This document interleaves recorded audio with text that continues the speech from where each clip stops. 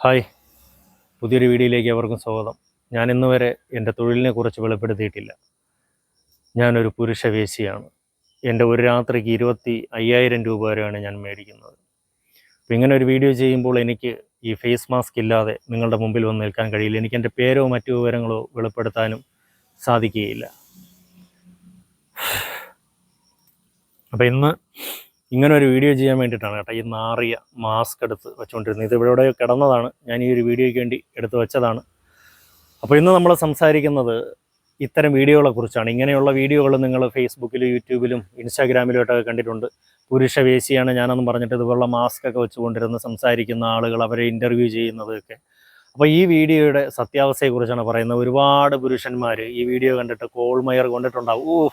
എൻ്റെ ഈശ്വര, അവൻ്റെ തലയിൽ വരച്ചത് എൻ്റെ കീഴെങ്കിലും വരച്ചിരുന്നു എങ്കിൽ എന്നൊക്കെ ആഗ്രഹിച്ച ഒരുപാട് പുരുഷന്മാരുണ്ടായിരിക്കാം. അപ്പോൾ അത്തരം ആളുകൾക്ക് വേണ്ടിയിട്ട്, ഇത് കണ്ട് രസിച്ചിരിക്കുന്ന, ഇതൊക്കെ സത്യമാണെന്ന് വിചാരിച്ചിരിക്കുന്ന ആളുകൾക്ക് വേണ്ടിയിട്ട് ഇതിൻ്റെ സത്യാവസ്ഥയെക്കുറിച്ചിട്ട് ആണ് ഇന്നത്തെ വീഡിയോ ചെയ്യുന്നത്. ഇത് വളരെ ഫേക്കായിട്ടുള്ള ഒരു വീഡിയോ ആണ്. ഇങ്ങനെ ഒരു കാര്യമില്ല. പുരുഷ വേശ്യ എന്ന് പറയുന്ന ഒരു സങ്കല്പം പഴയ കാലത്തോ അല്ലെങ്കിൽ ഇനിയൊരു കാലത്തോ നിലനിൽക്കാനുള്ളതോ അല്ലെങ്കിൽ നടപ്പിലാക്കാൻ പറ്റുന്നതായ ആ ഒരു കാര്യമല്ല. അപ്പോൾ അതെന്തുകൊണ്ടാണ് എന്നുള്ളതിനെക്കുറിച്ചാണ് ഡീറ്റെയിൽ ആയിട്ട് ഞാനിന്ന് പറഞ്ഞു തരുന്നത്.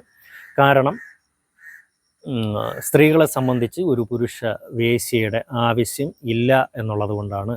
അങ്ങനെ ഉണ്ടായിരുന്നെങ്കിൽ ഇത് ഈ കാലത്തിലൊന്നല്ല, പഴയ കാലം മുതലേ ഉണ്ടായിരുന്നേനെ. ഇപ്പോൾ ഉദാഹരണത്തിന് ഒരു പുരുഷൻ വേശ്യയാകാൻ തയ്യാറായിട്ട് നിരത്തിലോ അല്ലെങ്കിൽ എവിടെ ഇങ്ങനെയൊക്കെ പബ്ലിസിറ്റി ചെയ്തിട്ട് നിൽക്കുകയാണെന്നുണ്ടെങ്കിൽ അവൻ ആ കച്ചവടവും വെച്ചുകൊണ്ട് അതുപോലെ നിൽക്കാനേ പറ്റൂ.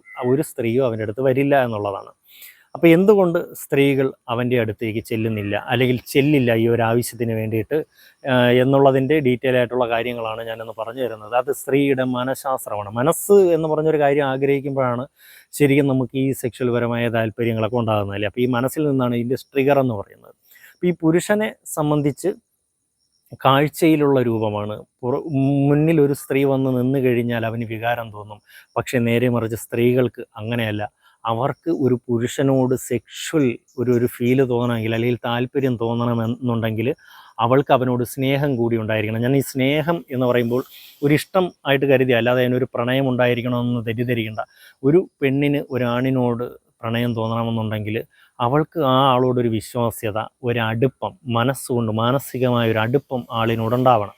ഇല്ലാതെ അവർക്കൊരിക്കലും അവരുടെ സെക്ഷൽ ഫീൽ ഉദ്ദീപിക്കപ്പെടുകയില്ല എന്നുള്ളതാണ് പ്രധാനമായിട്ടുള്ള ഒരു റീസൺ. എന്തുകൊണ്ട് ഇങ്ങനെ പുരുഷന്മാർ വേശ്യയാകാൻ തയ്യാറായിട്ട് നിരത്തിൽ ചെന്ന് റോഡ് പക്കത്ത് പോയി നിന്നാലും ചിലപ്പോൾ ഏതെങ്കിലുമൊക്കെ ഈ പുരുഷനുമായി സെക്സ് ആഗ്രഹിക്കുന്ന പുരുഷന്മാരെ ചിലപ്പോൾ അവർക്ക് കിട്ടുമായിരിക്കും.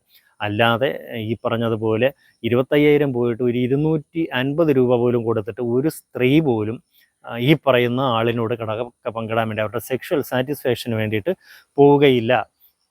ഇതിലേറ്റവും മനസ്സിലാക്കേണ്ട ഒരു കാര്യം, പഴയകാലം മുതലേ നിങ്ങൾ കേട്ടിട്ടില്ലേ, പണ്ട് കാലത്തെ ഈ വേശ്യകളെന്ന് പറയുന്ന സങ്കല്പമൊന്നല്ല, അതൊരു യാഥാർത്ഥ്യമാണ്. അപ്പോൾ ഈ പഴയ കാലത്തെ രാജഭരണകാലത്തെ ഈ സംഭവമുണ്ട്. അപ്പോൾ ഈ വേശ്യ എന്ന വാക്ക് കേൾക്കുന്ന സമയത്ത് നമ്മളെപ്പോലുള്ള ആളുകൾക്ക് ഒരു പുരുഷൻ്റെ ചിത്രമല്ല വരുന്നതല്ലേ, ഒരു സ്ത്രീയുടെ ചിത്രമാണ് നമ്മുടെ മനസ്സിലേക്ക് വരുന്നത്. ഒരു വേശ്യ ഏതാണ്? ഈ ശരീരം വിറ്റ് ജീവിക്കുന്നവൾ എന്നാണ്, ശരീരം വിറ്റ് ജീവിക്കുന്നവൻ എന്ന് പറഞ്ഞിട്ടില്ല. അപ്പോൾ അങ്ങനെ ഒരു സാഹചര്യത്തിലാണ് ഇപ്പോൾ ഓരോരുത്തന്മാർ മാസ്കും വെച്ചുകൊണ്ട് ചാനലിൽ വന്നിരുന്ന് ചർച്ച ചെയ്യുന്നത് എന്നുള്ളതാണ്. അപ്പോൾ ഇത് പെട്ടെന്ന് ഈ കാലത്തെ സ്ത്രീകൾ മാറിപ്പോയി. ഈ കാലത്തെ സ്ത്രീകൾ കാശ് കൊടുത്തിട്ട് പുരുഷൻ്റെ അടുത്തേക്ക് പോകുന്നവരാണ് എന്ന രീതിയിലേക്ക് കാര്യങ്ങൾ വരുത്താൻ വേണ്ടിയിട്ടുള്ളൊരു ശ്രമമാണെന്നുള്ളതാണ്. മനുഷ്യൻ എത്രത്തോളം മാറിയാലും അവൻ്റെ സൈക്കോളജി മാറില്ല എന്നുള്ളൊരു കാര്യമാണ്. അവൻ്റെ മനഃശാസ്ത്രപരമായ കാര്യങ്ങൾ അങ്ങനെ തന്നെ ആയിരിക്കും. പെണ്ണിന് പെണ്ണിൻ്റേതായിട്ടുള്ള മനഃശാസ്ത്രവും പുരുഷന് പുരുഷൻ്റേതായിട്ടുള്ള ഒരു മനഃശാസ്ത്രമുണ്ട്. ഇത് കണ്ടുകൊണ്ടിരിക്കുന്ന എല്ലാ പുരുഷന്മാർക്കും അറിയാവുന്ന ഒരു പോയിന്റ് ഞാൻ പറഞ്ഞു തരാം. ഒരു പുരുഷനെ സംബന്ധിച്ച് സെക്സിന് പ്രണയം ആവശ്യമില്ല. പ്രണയമെന്നല്ല, ഒരു ഇഷ്ടമോ ഒന്നും അടുപ്പമോ ഒന്നും ആവശ്യമില്ല. ഇപ്പോൾ മുന്നിൽ കൊണ്ട് ഒരു പെണ്ണിനെ നിർത്തി കഴിഞ്ഞാൽ ആ പെണ്ണുമായിട്ട് സെക്സ് ചെയ്യാൻ പുരുഷൻ തയ്യാറാണ്. ഞാൻ പലപ്പോഴും എന്നോട് തർക്കിക്കുന്ന സ്ത്രീകളോട് ഞാൻ തിരിച്ച് തർക്കിച്ച് നിൽക്കുന്ന ഒരു കാര്യമുണ്ട്. മിക്കവാറും ഒക്കെ ഉള്ള സ്ത്രീകൾ അവരുടെ ഭർത്താവിനെ, അവരുടെ സഹോദരനെ, അവരുടെ അച്ഛനെ, ഇങ്ങനെയുള്ള ആളുകളേക്ക് വളരെ വലിയ പൊലിപ്പും മഹിമ, ഈ കാര്യത്തിൽ അവർ വളരെ ഡീസൻ്റ് ആണ് എന്നൊക്കെ പറഞ്ഞിട്ട് സംസാരിക്കാറുണ്ട്. അപ്പോൾ അവരോടൊക്കെ ഞാൻ തർക്കിച്ച് നിൽക്കാറുണ്ട്. ഈ ലോകത്തിൽ, വേൾഡിൽ ഒരു പുരുഷൻ പോലും ഈ പറഞ്ഞ കണക്ക് സ്ത്രീയെ ആഗ്രഹിക്കാത്തവനില്ല. അല്ലെങ്കിൽ ഒരു സ്ത്രീ എത്രത്തോളം ബോർഡർ ലൈൻ ഇടുന്നോ, എത്രത്തോളം അതിർവരമ്പുകൾ വയ്ക്കുന്നു അത്രത്തോളം മാത്രമാണ് അവൻ്റെ മാന്യത.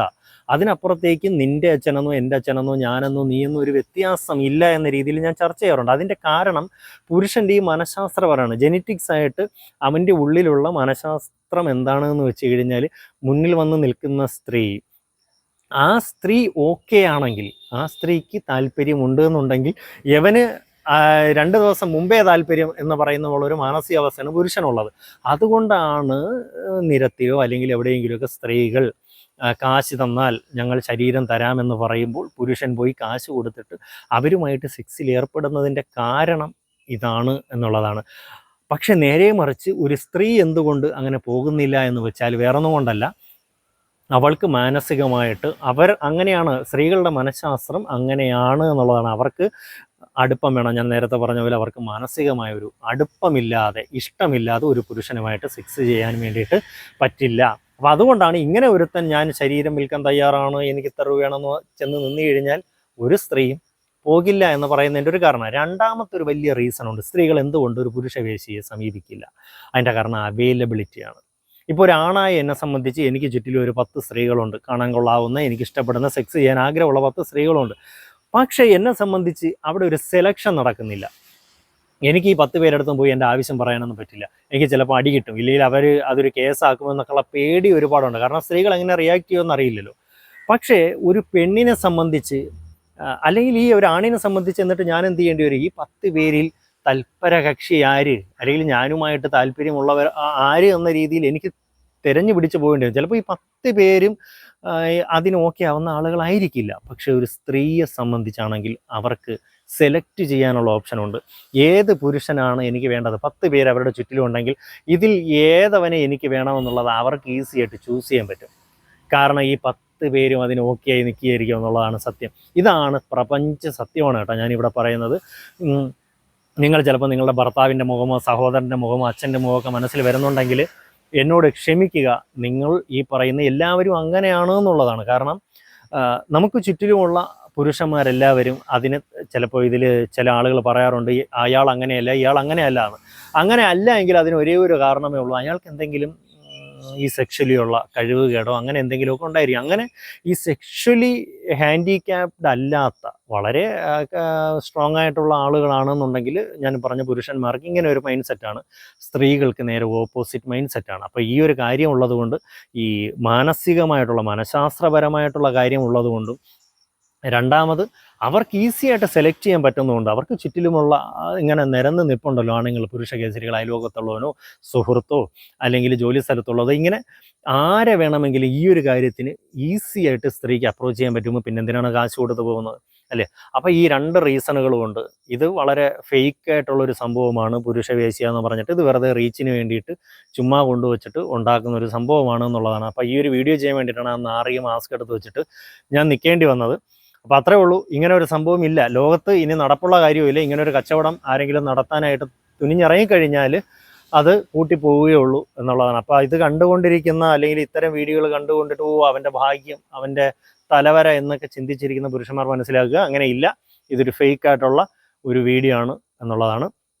അപ്പോൾ അത്രേ ഉള്ളൂ. ഏതായിരുന്നാലും പുതിയൊരു വീഡിയോ ആയിട്ട് കാണുന്നവരെ എല്ലാവർക്കും ബൈ.